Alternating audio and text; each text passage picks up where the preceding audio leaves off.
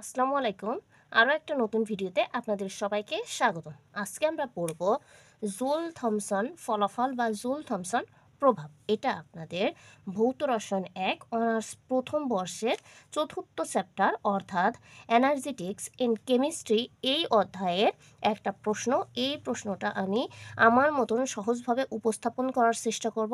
এই প্রশ্নটা প্রত্যেকবারই টিকাতে হোক আর চতুর্থ অধ্যায় থেকে যে প্রশ্নটা আসে এখানে কিন্তু এই প্রশ্নটা দিয়েই থাকে সব সময়। তাই আমার মনে হলো যে এই প্রশ্নটা আপনাদের মাঝে সহজ করে ক্লিয়ার করা আমার দায়িত্বের মধ্যে পড়ে। ঠিক আছে, তাহলে চলেন আজকে আমরা পড়ব জুল থমসন প্রভাব। এখন দেখেন এই অধ্যায়টা পড়তে গেলে আমি যে গ্যাসীয় অবস্থা দ্বিতীয় চ্যাপ্টারটা পড়াইছিলাম এই জায়গাটা আপনারা একটু খেয়াল করবেন যে আদর্শ গ্যাসের সমীকরণ যখন পড়াইছিলাম তখন আমি কিন্তু আলোচনা করছিলাম যে চাপের যে সংশোধনটা, তারপরে আয়তন সংশোধন। এখানে আমরা এই চাপের সংশোধনের যেহেতু এখানে একটু চাপ সম্পর্কিত কথাবার্তা রয়েছে তাই আপনার ওই চাপ সংশোধনটা একটু মনে আনবেন। আর যদি আপনারা ওই ভিডিওটা না দেখে থাকেন প্লে লিস্ট আকারে দেওয়া আছে, ওইটা দেখে এটা দেখলে একটু ভালো হয় আর কি। ঠিক আছে, তাও আমার যথাসম্ভব আমি চেষ্টা করছি বোঝানোর জন্য। এখন দেখেন এই জুল থমসন যে প্রভাবটা, এটা বিজ্ঞানী জুল এবং থমসন কি করেন এই প্রভাবটা বর্ণনা করেন। তারা বাস্তব গ্যাস নিয়ে কাজ করছিলেন। করতে করতে তারা যে গ্যাসটাকে তরলে রূপান্তর করা বিষয়ে এই যে প্রভাবটা বা সূত্রটা প্রয়োগ করেন যে একটা একটা গ্যাসকে কিভাবে তরলীকরণ করা যায় সেটা নিয়ে আলোচনা করা হয়েছে। তাহলে আমাদের এই জুল থমসন প্রভাবের মূল বিষয় হচ্ছে গ্যাসকে কিসে পরিণত করা, তরলে পরিণত করা। এখন দেখেন জুল থমসন প্রভাবে আমরা প্রথমে দেখব যে উনি কি বলছেন, তারপরে আমার মতন উপস্থাপন করছি। বলা হচ্ছে একটা গ্যাসকে অত্যাধিক সংকুচিত করার পরে হঠাৎ করে সম্প্রসারণ করলে গ্যাসের তাপমাত্রা হ্রাস পায়। এখন দেখেন একটা গ্যাস, ঠিক আছে, ওই গ্যাসটাকে অত্যাধিক সংকুচিত করার ফলে হঠাৎ করে যখন আমি সেই জায়গাটা সম্প্রসারণ করে দেবো তখন তাপমাত্রা হ্রাস পেয়ে যাবে। ঠিক আছে, এখন দেখেন আমরা কিন্তু দ্বিতীয় চ্যাপ্টারে পড়ছিলাম কি, যদি কোনো গ্যাসকে চাপ বৃদ্ধি করে দিই, ঠিক আছে, এবং তাপমাত্রা যদি কমায় দিই সেক্ষেত্রে সেই গ্যাসটা কিসে পরিণত হয়, তরল অথবা কিসে, কঠিনে পরিণত হয়। এটা কিন্তু আমরা পড়ে আসছিলাম কোন চ্যাপ্টারে, একদম দ্বিতীয় অধ্যায়ে। যে যখন চাপ সংশোধনী পড়ছিলাম তখন আমরা পড়ছিলাম কোনো গ্যাসকে যদি চাপ প্রয়োগ করি বেশি এবং তাপমাত্রা যদি কমায় দিই তাহলে সেই গ্যাসটা কি হবে, সেই গ্যাসটা তরলে পরিণত হবে। আর আমাদের এই জুল থমসন যে প্রভাবটা আমরা পড়ব এখানে আমরা ওই গ্যাসটাকে কিসে পরিণত করব, তরলে পরিণত করব। এই জন্য আমি বললাম দ্বিতীয় অধ্যায়ের সাথে কি আছে, একটু সম্পর্কিত আছে।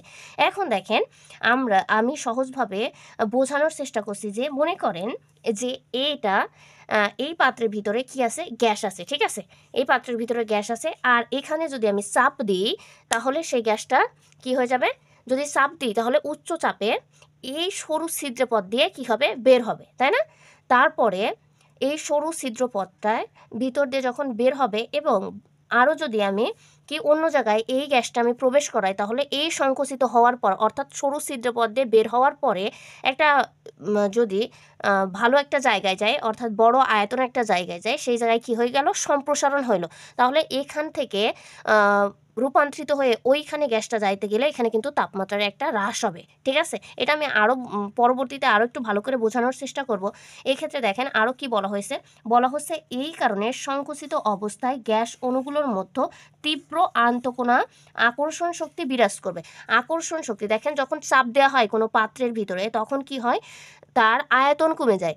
আয়তন কমলে কি হয়, অণুগুলোর ভিতরে গ্যাস অণুসমূহের ভিতরে আন্তঃকণা আকর্ষণ শক্তি কি হয়, বৃদ্ধি পেয়ে যায়। হ্যাঁ, এবং যদি সম্প্রসারণ করতে যায় তাহলে অণুগুলো সম্প্রসারণের ফলে দূরে সরে যাবে এবং দূরে সরে যাইতে গেলে এই আন্তঃকণা আকর্ষণ শক্তিটা কি হয়ে যাবে, বিপরীতে কাজ করবে।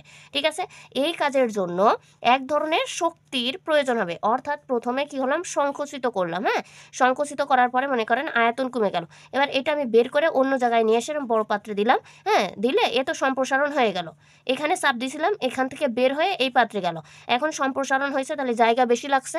এই কাজটা হইতে অর্থাৎ সংকুচিত অবস্থায় একরকম তাপমাত্রা ছিল, এবার এই জায়গায় আসলে যখন সরে যাচ্ছে তখন এই অনুসময়ের মধ্যে ফাঁকা স্থানও বেশি হয়ে যাচ্ছে। ফাঁকা স্থান বেশি হলে কি হয়ে যাচ্ছে, এইখানে তাপমাত্রার কমে যাচ্ছে, কারণ দূরে দূরে সরে যাচ্ছে। দূরে দূরে সরে গেলে কি হচ্ছে, এদের ভিতরে তাপমাত্রার প্রয়োগ কমে যাচ্ছে। আর এই তাপমাত্রাটা কোথা থেকে কমছে, এই যে এর ভিতরে গ্যাস অনুসমের ভিতরে যে তাপমাত্রা ছিল ওইটা শোষিত হয়ে যাচ্ছে, আর শোষণ হওয়ার পরে কি হয়ে যাচ্ছে, এটা তরল হয়ে যাচ্ছে। ঠিক আছে, আশা করি এই যে এখানে যে সূত্রটা ছিল এই সূত্রটা আমি একটু বুঝাইতে পারছি। এই কারণে এই প্রভাবে কি হচ্ছে, আপনাদের তরলে মানে গ্যাসটাকে কিসে পরিণত করতে পারছি, তরলে পরিণত করতে পারছি। এখন দেখেন আপনাদের বইতে এইভাবে একটা চিত্র দেয়া আছে। এই চিত্র, বিশ্বাস করেন রাসেল ভাই, এই চিত্র আমি কোনোদিন বুঝার চেষ্টাও করিনি এবং বুঝতেও পারিনি। ঠিক আছে, এখন দেখেন আমার মতন করে আমি একটা চিত্র আঁকছি এবং সেটা বাস্তবসম্মত বিষয় দিয়ে বোঝানোর চেষ্টা করছি। দেখেন এই চিত্র দিয়ে আমি বুঝাই, আর আপনারা যদি কেউ এইটা ভালো করে বুঝাইতে পারেন তাহলে আমার একটু বুঝাই দিবেন। ঠিক আছে, আমি ওটা বুঝি না। এখন দেখেন এই একটা পাত্র নিলাম। ঠিক আছে, এই পাত্রের ভিতরে মনে করেন বিউটেন গ্যাস আছে। কি গ্যাস, এই যে বিউটেন গ্যাস আছে, এই গ্যাসটাকে আমরা তরলে পরিণত করব। এর জন্য আমি সহজ একটা উদাহরণ যদি দিই, আপনারা এই যে এই গ্যাস লাইটটা চিনেন না, এই গ্যাস লাইটটা হচ্ছে আপনাদের জুল থমসন পদ্ধতির একটা গুরুত্বপূর্ণ উদাহরণ হইতে পারে। যখন আপনারা দেখবেন যারা এই গ্যাস লাইট তৈরি করে বা এই গ্যাস লাইটের ভিতরে গ্যাস ভরে, তাদের কাছে এরকম একটা পাত্র থাকে, আর এই গ্যাসটা হচ্ছে বিউটেন গ্যাস। ঠিক আছে, এর ভিতরে সেই গ্যাসটা থাকে। এই গ্যাসটাকে যখন মনে করেন এখানে চাপ দিই, ঠিক আছে, এই চাপ দিলে কি হয়ে যাচ্ছে, আমরা এখানে কিন্তু পড়ে আসছিলাম যে একটা গ্যাসকে অত্যাধিক সংকুচিত করলে, তাহলে যখন আমি এই জায়গায় চাপ দিব তখন গ্যাসটা সংকুচিত হয়ে যাচ্ছে, সংকুচিত হয়ে এই দিয়ে বের হয়ে যাবে, এই রাস্তা দিয়ে। ঠিক আছে, তাহলে এই সেই বিউটেন গ্যাস। আর এই যে দেখেন আমি এটা একটু খোলার চেষ্টা করি বোঝানোর জন্য আপনাদের। দেখেন এখান থেকে কিন্তু আমি খুলে ফেলাইছি, তাহলে এই যে মুখটা আছে, তাহলে এখান থেকে এই ছিদ্র পথে কিন্তু যদি আমি আপনার গ্যাসটা ঢুকাই, তাহলে এটাও কি সংকুচিত রাস্তা ছিল, এটাও কিন্তু সেই সংকুচিত রাস্তা। আর এর ভিতরে দেখেন এই যে সাদা একটা পর্দা, আপনারাই দেখতে পারবেন যে এই যে, ঠিক আছে, এই পাইপটার ভিতর দিয়ে ভিতরে গ্যাসটা কিন্তু ঢোকানো হয়। তাহলে বলছে গ্যাসটাকে অত্যাধিক সংকুচিত করলাম, তাহলে অত্যাধিক চাপ দেওয়ার পরে ওই যে সরু ছিদ্র পথে গ্যাসটা যে আসবে, সেক্ষেত্রে গ্যাসটা কিন্তু সংকুচিত হয়ে যাচ্ছে। এবার ওই ছিদ্রপথ দিয়ে আসার পরে দেখেন এখানে যখন আসছে, এখানে একটা চেম্বার আছে, এই একটা চেম্বার আছে, তাই না, এখানে কিন্তু দুইটা চেম্বার আছে। এই দুইটা চেম্বারে যখন আসছে তখন গ্যাসটা কি হয়ে যাচ্ছে, সম্প্রসারণ হয়ে যাচ্ছে। তারপরে দেখেন সম্প্রসারণ যখন হচ্ছে, এর ভিতরে কি ছিল, সে গ্যাসীয় অবস্থায় ছিল, কিন্তু এখানে এসে দেখেন এটা কিন্তু তরলে পরিণত হয়েছে। এটা কিন্তু চমৎকার একটা উদাহরণ হবে জুল থমসন প্রভাবের জন্য। আশা করি আপনারা বুঝতে পারছেন। এটা যদি আমাদের সেই গ্যাস লাইট হয়, তাহলে এই যে মুখ দিয়ে আমি যখন চাপ দিব, দিয়ে এর সাথে যখন আমি অ্যাড করে দিব, মনে করেন এই যে এই সেই সরু ছিদ্রপথটা, এর সাথে যদি এটা অ্যাড করে দিই, তাহলে এই সরু ছিদ্রপথ দিয়ে কি আসছে, গ্যাস আসছে। তাহলে এই সংকুচিত হয়ে গেল, হঠাৎ হয়ে যাওয়ার পরে এটা দিয়ে এসে এই যে দুই চেম্বারে এটা সম্প্রসারিত হয়ে যাচ্ছে। হওয়ার ফলে কি হচ্ছে, এখানে আমাদের তাপমাত্রা কমে যাচ্ছে। এখান থেকে সংকুচিত হয়ে যখন এখানে সম্প্রসারিত হচ্ছে, এখানে কিন্তু আণবিক আকর্ষণ কোণাটা কিন্তু বেশি ছিল, কারণ কি এখানে গ্যাসের অণুগুলো খুব কাছাকাছি ছিল, আর এখানে এসে গিয়ে চারিদিকে ছড়াই গেছে না, তখন কি হচ্ছে, এখানে আমাদের আণবিক আকর্ষণ শক্তিটা বা আকর্ষণ বলটা কমে গেছে, তখনই এখানে তাপমাত্রার একটা প্রভাব সৃষ্টি হয়েছে।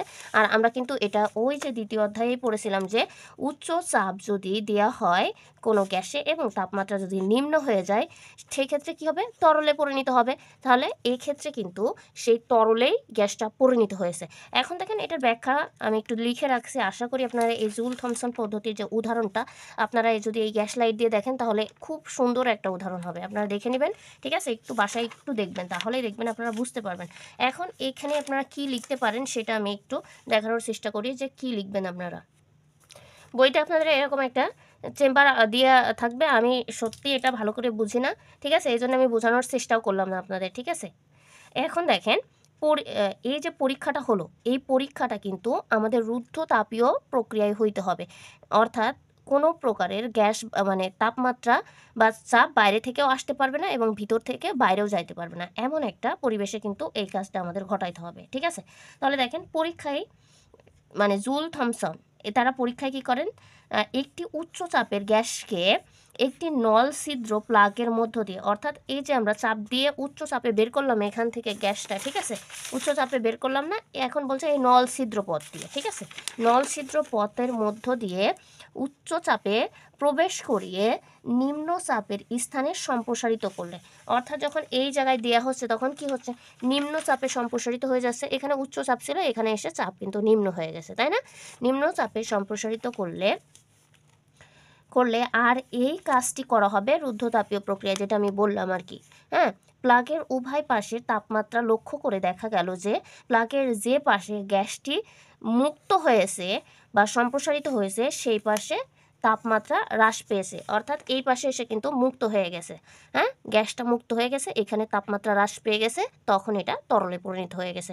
আসলে মূল কথা হচ্ছে কি, আমাদের যে তাপমাত্রা হঠাৎ, অর্থাৎ একটা গ্যাসকে উচ্চ চাপ প্রয়োগ করার পরে একটা সরু ছিদ্রপথ দিয়ে, নল ছিদ্র প্লাগের ভিতর দিয়ে যখন প্রবেশ করায় ওটাকে আবার হঠাৎ করে সম্প্রসারণ করা হবে, তখন কি হয়ে যাবে, সেই গ্যাসটা তরলে পরিণত হবে। সেটাই আমাদের এখানে মূল কথা।